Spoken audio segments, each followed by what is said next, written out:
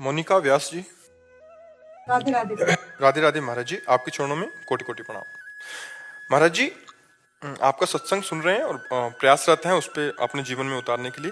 महाराज जी, एक दंपति अपने आध्यात्मिक संबंध को कैसे सुदृढ़ कर सकता है और भक्ति भाग में एक साथ कैसे प्रकृति कर सकता है ताकि उनका संबंध केवल सांसारिक मोह तक सीमित ना रहे बल्कि दिव्य प्रेम पर हाँ, वैसे हमने कई बार इसका उत्तर दिया है, पर फिर इनका आगे कहना चाह रहे हैं कि वो सभी जन्मों में एक साथ रहने का सौभाग्य प्राप्त हो और ये यात्रा यहीं तक सीमित ना रहे। ये मजाक है, ये मजाक है, इसकी पूर्ति कभी नहीं हो सकती। क्यों? क्योंकि हर जीव अलग अलग कर्म कर रहा है। मान लो आपका पति है, उसके अलग कर्म बन रहे हैं, आपका अलग कर्म बन रहा है और फल दोनों को अलग अलग मिलेगा, दोनों को फल अलग मिलेगा। इस शरीर में अभी आप हैं और जहां इस शरीर का ट्रांसफर हुआ तो हो सकता है वो नर्क जाए, आप स्वर्ग जाओ। अध्यात्म में नहीं, अध्यात्म में नहीं, क्योंकि हम काल के ऊपर अपना अधिकार नहीं रखते। एक गृहस्थी में पति पत्नी रहते थे, तो पत्नी से पति का बहुत लगाव था और पत्नी भजन करने वाली थी। पति उद्दंड स्वभाव का था, पर उसका पत्नी से बहुत लगाव था। प्राय ऐसा होता भी है। तो पत्नी से उसने कहा कि मैं तुम्हें कभी छोड़ू नहीं, तुम हमें कभी ना छोड़ो।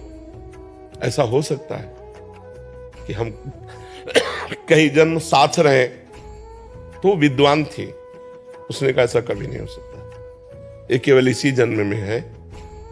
तो उसने कहा मैं तुम्हें कभी नहीं छोड़ना चाहता।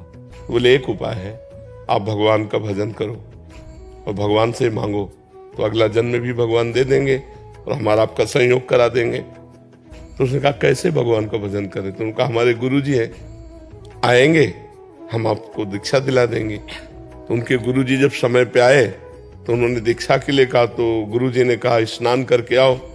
तो गांव के बाहर नदी थी, स्नान करने के लिए गए तो 4-6 मिल गए। उन्होंने कहाँ जा रहे हो? बोले आज गुरुजी आए दीक्षा ले। अरे यार कहाँ फंस रहे हो? तो वो ऐसे आ गया, उसने कहा हम दीक्षा उक्षा नहीं लेंगे ऐसे। तो उनका देखो, हमने भी प्रार्थना भगवान से की है कि अगला जन्म कम से कम हमारा तुम्हारा साथ हो, और अगर तुम भजन करते तो हमारी बात भगवान सुन लेते, लेकिन तुम भजन नहीं कर रहे हो, इसलिए मुझे लग रहा है हमारा तुम्हारा साथ इसी जन्म तक है। उसने कोई ध्यान नहीं दिया। अब पत्नी थी तो ज्यादा, दोनों का जब शरीर छूटा तो पति के राग के कारण उसकी मुक्ति नहीं हुई और एक राजा की राजकुमारी बनी हो, पति के राग के कारण। और पत्नी भजनानंदी थी, तो उसके संकल्प के अनुसार वो अपने कर्मानुसार जड़ योनि हाथी की प्राप्त किया। पर उसी राजा के यहाँ जहां बहुत से हाथी रहते थे, उनमें हाथी का बच्चा बनकर के वो आया। अब वो पशु था, तो उसको पूर्व जन्म में ऐसी पत्नी तपस्विनी मिली थी, तो उसके प्रताप से जब राजकुमारी को देखा तो उसको याद आ गया है तो मेरी पत्नी है। अब मिले कैसे, बतावे कैसे? तो दूर से वो, जैसे कभी राजकुमारी हाथियों को देखने के जाती, वो चिल्लाता नहीं, अब नजदीक जाने नहीं दे सकते। राजकुमारी का अलग, हाथी का अलग।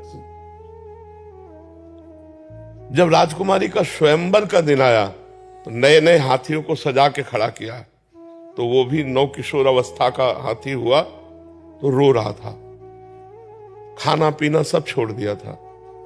तो महावत ने राजा से, इस हाथी को कोई रोग नहीं, हमने चेक करवाया, पर ये न खा रहा है न पी रहा है, रुदन आंसू चल रहे हैं इसके। राजकुमारी भजन करने वाली थी, उसने दृष्टि से देखा कि मेरा पति हाथी की योनि में आया है। उन्होंने कहा पिताजी 2 मिनट के लिए अगर हमें समय मिल जाए और मैं इस हाथी की औषधि कर सकती हूँ छूने मात्र से। तो उन्होंने कहा ये तो बहुत अच्छी बात है। नजदीक गई और कान में कहा तू चिंता मत कर, जयमाला तेरे ही गले में डालूंगी। और सुन, पीछे तूने भजन नहीं किया इसलिए हाथी की योनि प्राप्ति की। अब अगर तू मेरी बात मान ले, अब राम राम कृष्ण कृष्ण जप ले, तो अब हमारा तुम्हारा मिलन भगवान के यहाँ होगा, क्योंकि अब मैं चूकूंगी नहीं, अब तेरे में नहीं फंसूंगी। तेरे में फंसने के कारण मुझे राजकुमारी जन्म हुआ नहीं, मैं भगवान को प्राप्त हो जाती। हाथी बड़ा प्रसन्न हो गया। रानी जो राजकुमारी थी, बड़े बड़े राजकुमार आए थे, किसी को नहीं। तब सबने मजाक बना दिया कि राजकुमारी पागल हो गई। तब उसने कहा पागल नहीं हुई हूं, अपने पूर्व जन्म की बात बताकर कहा मैं इसी हाथी के साथ रहूंगी, और वो हाथी को रोज भगवान की कथा सुनाती, भगवान का नाम कीर्तन सुनाती। जब हाथी मरा फिर उसका शरीर छूटा, दोनों भगवान के धाम को गए। तो इसके चरित्र से लगता है कि यदि हम दोनों काफी समय तक साथ रहना चाहें तो भगवान से पास करवाना पड़ेगा। भगवान से भजन कर, दोनों भजन करें और भगवान पास कर दे, तो हो सकता है कि 1-2 जन्म और साथ मिल जाए। पहले अपने सोचने से तो होगा, लेकिन इसलिए नाम जप करें, दोनों भजन करें, तो लंबे समय तक ऐसा हो सकता है कि भगवान कृपा करें, इस बार पति पत्नी रहा है, अगली बार वो पत्नी बने, तुम पति बन जाए। भाई कुछ ना कुछ संबंध जो है, हाँ, पर ये नहीं कि बार बार आप पत्नी बनोगी, ऐसा नहीं हो सकता। कुछ ना कुछ संबंध बन सकता है।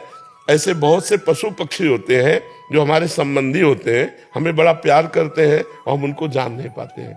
कुत्ते के रूप में कई ऐसे होते हैं पशु पक्षी जो हमें बहुत प्यार करते हैं, वो हमसे लगाव रखते हैं। तो ऐसे संबंध होते रहते हैं, पर हम लोग एक दूसरे को पहचान नहीं पाते हैं।